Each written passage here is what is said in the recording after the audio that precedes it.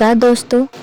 आज मैं आपको एक अत्यंत पावन और सुंदर कथा सुनाने जा रही हूँ जो श्रद्धा, भक्ति और दाम्पत्य प्रेम का प्रतीक है। गणगौर की कथा। गणगौर पर्व विशेष रूप से राजस्थान, मध्य प्रदेश, उत्तर प्रदेश, गुजरात में मनाया जाता है। यह त्योहार माँ पार्वती और भगवान शिव के अटूट प्रेम को दर्शाता है। विवाहित महिलाएं अपने पति की लंबी उम्र के लिए और अविवाहित कन्याएं अच्छे वर की प्राप्ति के लिए इस व्रत को करती हैं। तो आइए इस पवित्र कथा को सुनते हैं। बहुत समय पहले की बात है, जब न मोबाइल था न इंटरनेट, लेकिन एक चीज थी, सच्ची भक्ति और श्रद्धा। एक बार भगवान शिव और माता पार्वती स्वर्गलोक से धरती पर भ्रमण के लिए निकले। उनके साथ नारद मुनि भी थे। चलते चलते वे एक छोटे से गांव में पहुंचे, जहां की महिलाएं अत्यंत श्रद्धा और प्रेम से गणगौर का व्रत कर रही थी। जैसे ही गांव की स्त्रियों को पता चला कि माता पार्वती स्वयं उनके बीच आई हैं, वे आनंदित हो उठी।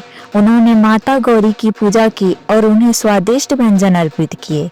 सुगंधित फूलों, रंग बिरंगे वस्त्रों और सोने चांदी के आभूषणों से माता गौरी की सुंदर आराधना की गई।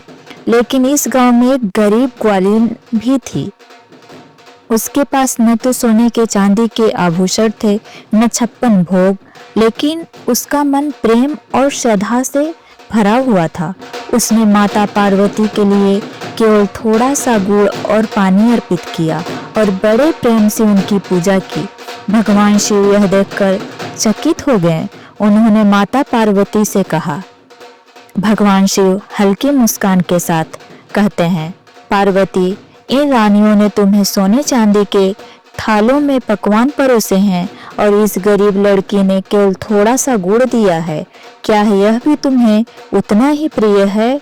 माता पार्वती स्नेहपूर्वक कहा, हे प्रभु, सच्ची भक्ति धन दौलत से नहीं, प्रेम और श्रद्धा से होती है। इस ग्वालिन की भक्ति अमूल्य है। मैं इसे आशीर्वाद देती हूँ कि इसका सौभाग्य अटल रहेगा। इतना कहकर शिव और पार्वती जी अपने धाम को चले गए। समय बीतता गया और वही गरीब ग्वालिन एक दिन एक बड़े राजा की रानी बन गई। यह देखकर पूरा गांव अचंभित रह गया। तब से यह विश्वास किया जाता है कि जो भी श्रद्धा से गणगौर माता का व्रत करता है, उसका सौभाग्य हमेशा बना रहता है। गणगौर की परंपरा। तब से यह परंपरा चली आ रही है कि महिलाएं 16 दिनों तक गणगौर माता का पूजन करती हैं।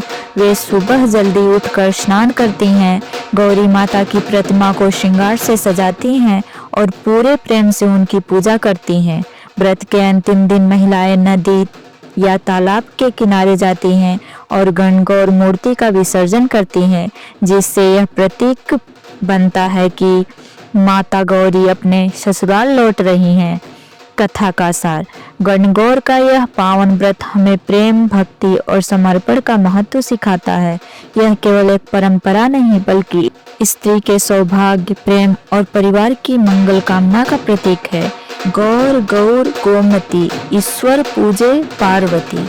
जो यह कथा सुनाए उसका सौभाग्य बना रहे। ओम नमः शिवाय। गणगौर माता की जय। जय माता गौरी। Thanks for watching.